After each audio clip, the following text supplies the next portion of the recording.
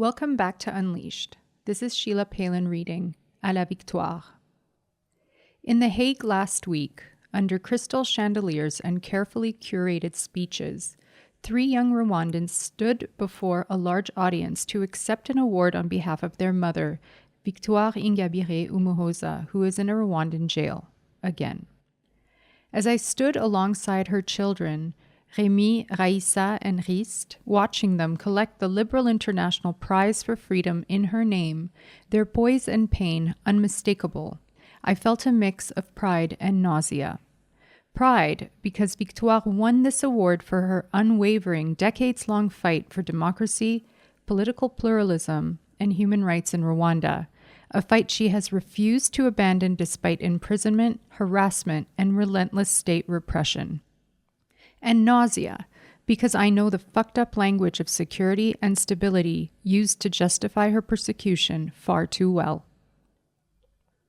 When she returned to Rwanda from exile in the Netherlands in 2010 to run for president, she did what democracies are supposed to let you do. She tried to participate.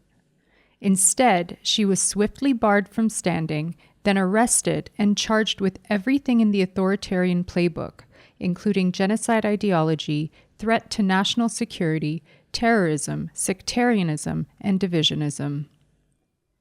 In 2012, a Rwandan court sentenced her to 8 years in prison. When she appealed, the Supreme Court extended it to 15. The African Court on Human and People's Rights later found that her rights to freedom of expression and a fair trial had been violated, and ordered Rwanda to restore her rights and undo the effects of her unlawful conviction. Kigali didn't care, ignored the ruling, and carried on. Thanks to international pressure, Victoire was eventually pardoned in 2018 after 8 years of incarceration. She was released, but not free. Heavily restricted, under a travel ban, watched, harassed, her party never recognized, and her supporters intimidated, disappeared, or worse. All for stubbornly insisting that Rwandans deserve to be treated like citizens and co-authors of their future, not as subjects. I met Victoire a year and a half ago as part of her legal team, working to restore her political rights so she could run in the July 2024 presidential elections. She was barred again from doing so, and Paul Kagame entered his 4th term with more than 99% of the votes. Then, in June of this year, enraged by her audacity to keep challenging him, Kagame's people arrested her once more.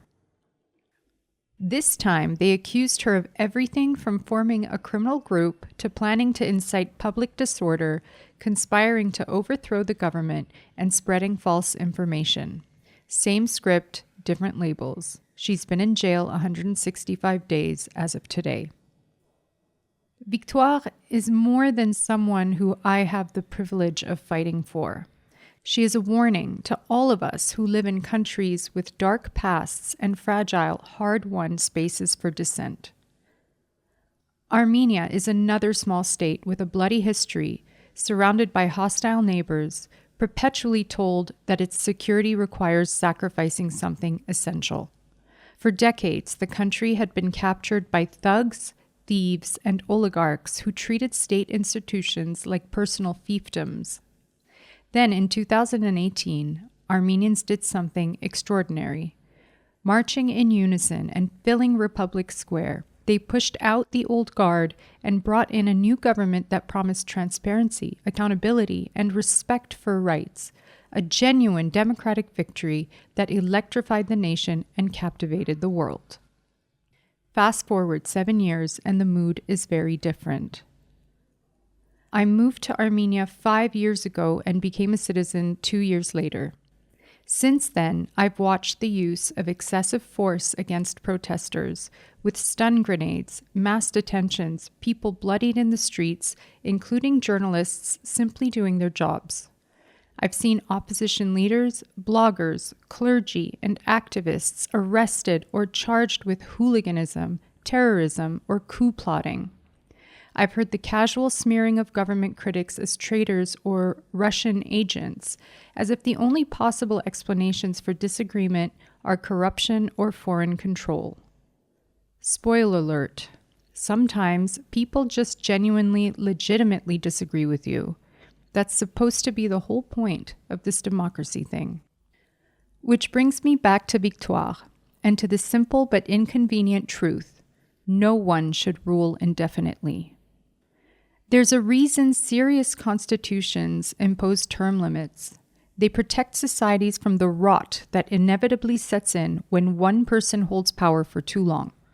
The United States limits presidents to 2 terms, France to 2 consecutive 5-year terms, and Kenya, Nigeria, and South Africa all cap their presidents at 2 terms, precisely to prevent the slide into entrenched rule. Countries that have removed term limits, like Russia, Uganda, and Rwanda, show what happens when those guardrails disappear. Institutions decay, corruption deepens, and leaders become effectively untouchable. Armenians know this story all too well. In 2015, Serge Sarkisyan pushed through a constitutional change that transformed Armenia from a semi-presidential system into a parliamentary one, a move widely understood as an escape hatch to stay in power indefinitely by shifting himself from president to prime minister. He promised he wouldn't do it, and then did exactly that, sparking the 2018 revolution. The tragic irony is that the very constitutional setup Armenians rose up against has never been changed. Pashinyan, who swept to power on the promise of dismantling that system of entrenched rule, now benefits from it. Under the current constitution, a prime minister can remain in office indefinitely so long as he keeps winning parliamentary majorities.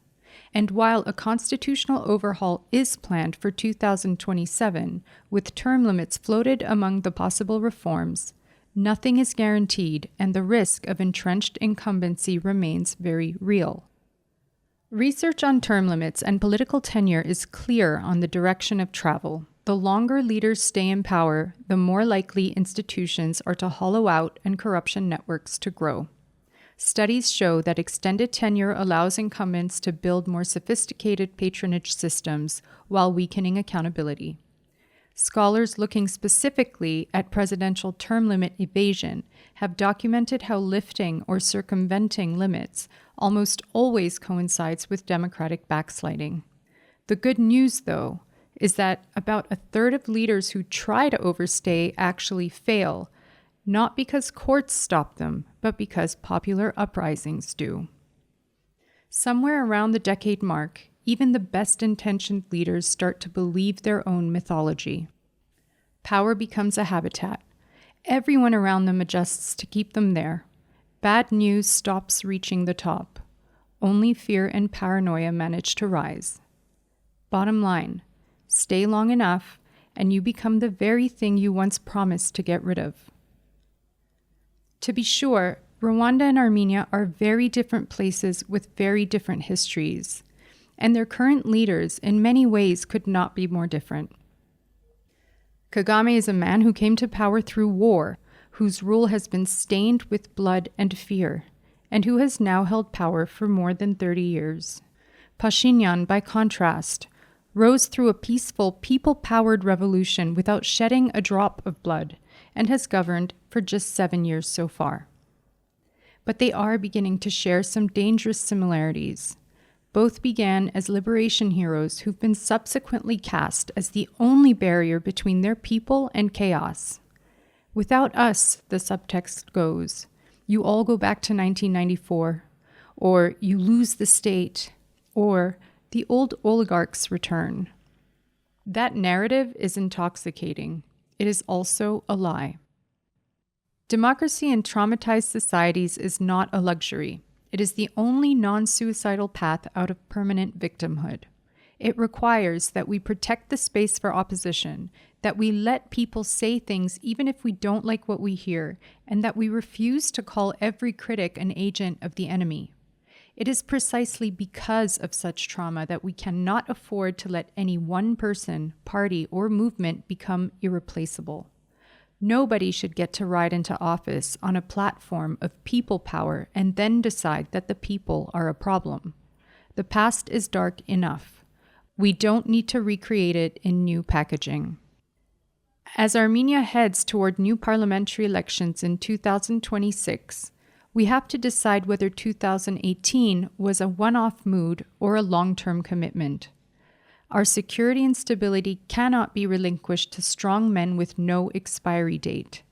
It lies in strong institutions, a healthy opposition, regular alternation of power, and citizens who are awake enough to call out the bullshit when those in charge drift off course. In times like these, I think of Victoire's children a lot, of what it means to grow up so far from their mother, a woman the world applauds on stages abroad while her own government keeps her locked away. I think of my own people too, who finally tasted a bit of real democratic agency and now watch it begin to fray under the very same justifications we once condemned in others. So, this piece is dedicated to Victoire and to every political prisoner whose name we may or may not know. Here's to their resistance and to the victory they keep alive every day they refuse to give in.